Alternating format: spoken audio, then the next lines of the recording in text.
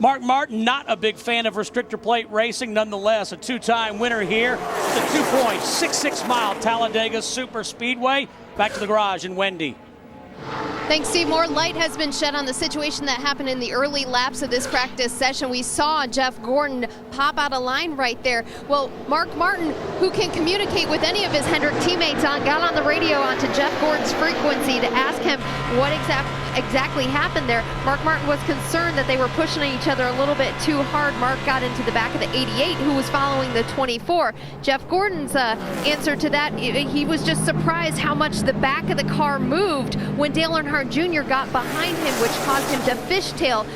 We heard Mark Martin describe that fishtailing in his race car right now, and he also told Jeff Gordon, hey, I'm not sure if these cars are supposed to drive like this. I only ran 5 laps in the spring race before I wrecked, but he said it's swerving like a snake out there. These cars are a handful. And another problem, he said he can't see the cars in front of him with these wings. It's very difficult to see the cars around you. You're using a lot of your spotter at this racetrack. Bob? Wendy, a big group gathered around the 33 car down here. This just came out of the NASCAR tech area where they put that big claw to measure the template points on the bodies of this race car. And I spoke to crew chief Shane Wilson, and he told me they are going to try to fix it. Now, there are 2 big things that he is concerned about here. Number one, underneath the car, as you crew chiefs actually spoke about just a short time ago, the frame is bent a little bit. But he said that's not the big concern. They'll just take out that portion of the rear clip and they'll put in another one. What they are very concerned about is this right rear quarter panel on the car. They are going to spend a lot of time here trying to fix this during this practice session. I spoke to Shane and I said, are you going to be able to get out there in the next one? He says it's very, very doubtful at this point, but what they want to do is they think this is their best car. They want to make sure it's good for qualifying tomorrow here at Talladega. Well, Bob, this is the car they ran in both the Daytona races, including the Daytona 500, that they finished 4th. The car they had here in the spring was a good race car, but they were caught up in that crash in lap 7. So there's no question that's their best restrictor plate racetrack bullet right there. And Larry, we're sitting there watching the crew look underneath there and trying to figure out what are we going to do. And if they can find a frame straightener, there are a lot of times some of the teams bring a frame straightener to this place for that one reason. But what they'll try to attempt to do is to jack that frame section back, which will help straighten up the quarter panel, Steve. And what it needs to be done, it's been knocked down, it needs to be jacked up and pushed back at the same time. It should pull that quarter panel back in line and allow them to straighten it out. Because I promise you, it will get knocked back down in the race. Guaranteed. Guys, another thing we need to talk about.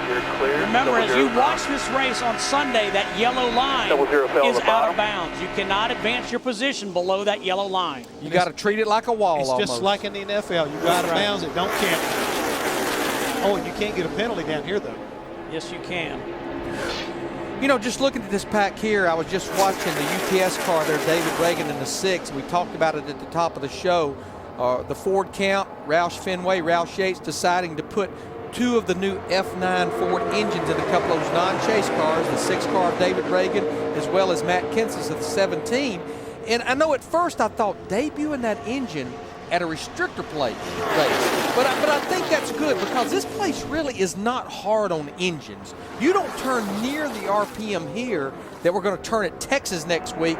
And I think you're going to see not only these cars, you're going to see them run a lot of laps in practice because these guys are wanting to get time on these engines because that's the way you learn is a lot of time on these new engines. It is, Larry. They've already got 20 laps or 21 laps on that 6 car, for example, of David Ragan's. And he jumped up from about 37th up to 28th. And you know that a lot of times you got to look who you're running with as far as the speed. But my biggest concern was, did they have the horsepower where they really needed in these engines to be able to be competitive this weekend? I know that they're using this as a test opportunity for the 17 and the 6 to learn, but still you want to have something that will get out there and race good. There's so many things they have to learn. They have to learn what kind of fuel mileage they're going to get with this new engine. And that's something everybody wants to learn because in the spring we could run about 42 to 46 laps on a tank of fuel, Steve. Little smaller restrictor plate may change that a little bit. They may even get better fuel mileage now. 12-car pack. Hammer down into turn 1 here at Talladega. Stay with us for more practice from Alabama.